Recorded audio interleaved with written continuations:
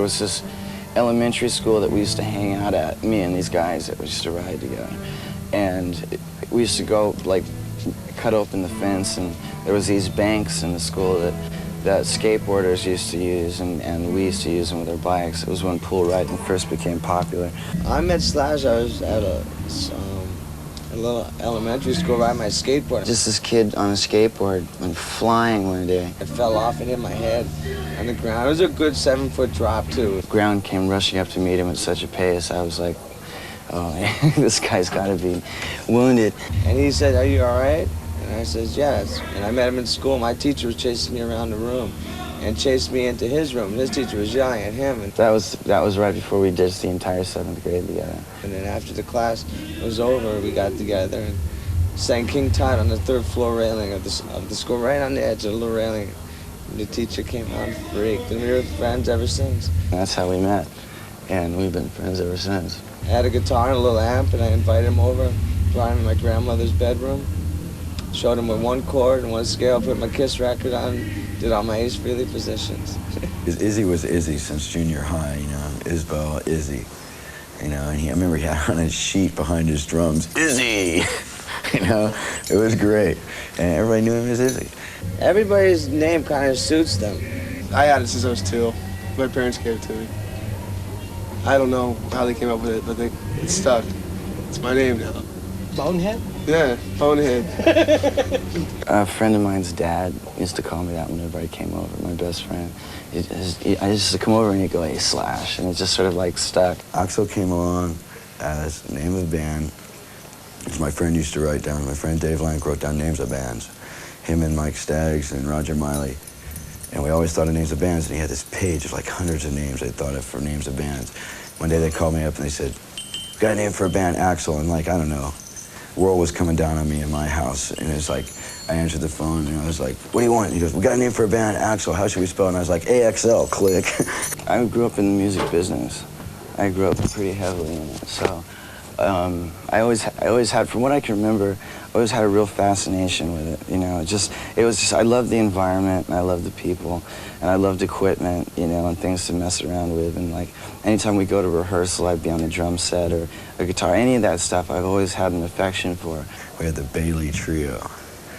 Me, my brother, and sister, and we worked out 3-part harmonies, and we'd get up in front of church and we'd sing like some gospel hit of the 70s, a little bit more rocked out than the actual hymns, you know, but I was like the bass then. You know, I was like, "One more time, Jesus, lift my heavy burden." It was so much fun. It was really weird to think about that. We looked so geeky.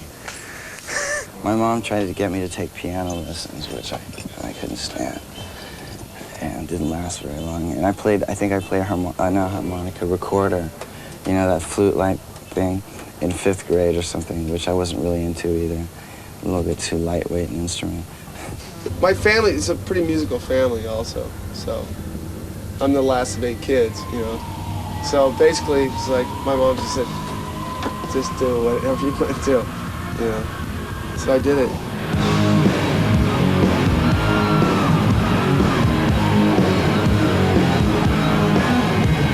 Welcome to the jungle. We got fun games. We got everything you want. We know when it's come. We're the people that can buy whatever you may need. If you got the money, honey, we got your disease in the jungle. Welcome to the jungle. What you bring it down?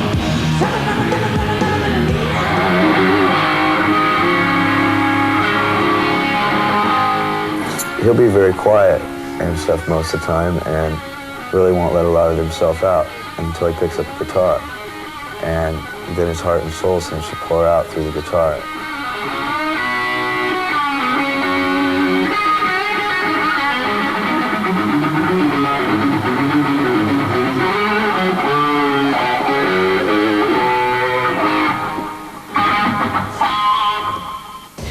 Oh, I practice every day.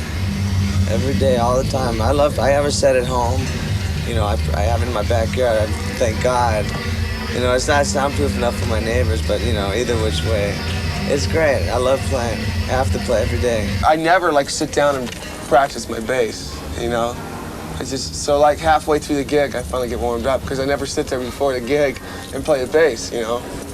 When we're on tour, I get a lot better, you know, because I'm playing every night.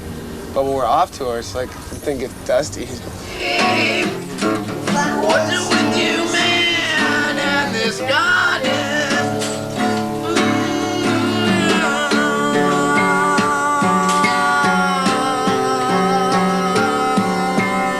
I can't do those woo things that Rod Stewart does, like in Hot Legs and stuff, no matter how hard I try.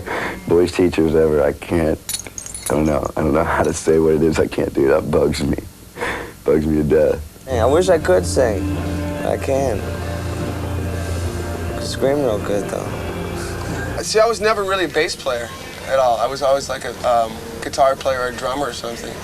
And joined this band, played bass. Now I love playing bass, you know. I've gotten into like the next stage. Okay, you can't play bass, but how well can you play?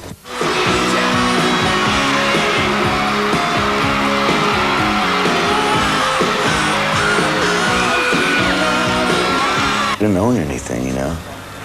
We didn't have cars, we didn't have anything, you know. It's like, what, you mean I gotta have to change the oil? I mean, you knew that, but you never had one of your own.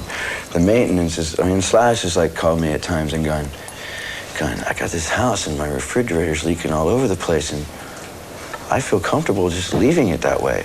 But I know I can't do that because this is my house. I mean, I'd never even had a car before. I'd never bought a car before.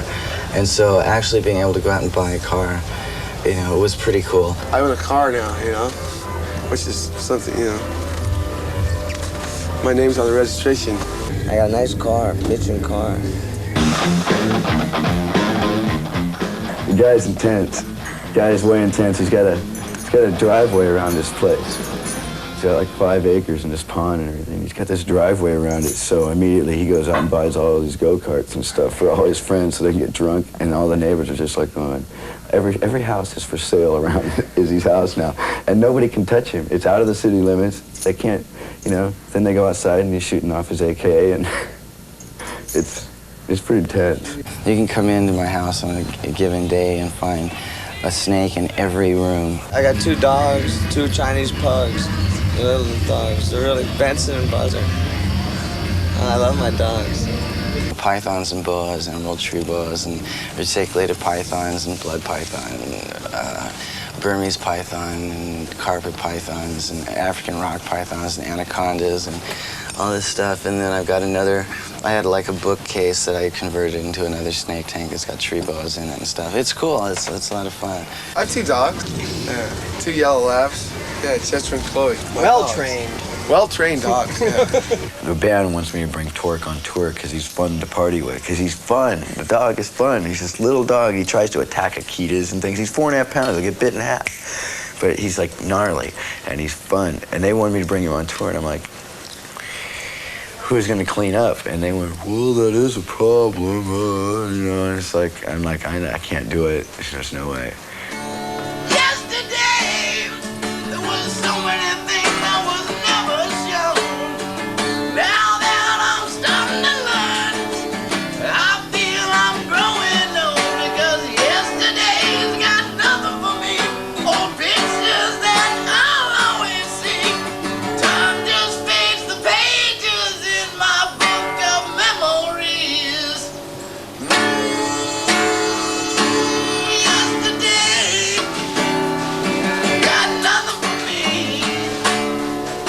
Play something else now.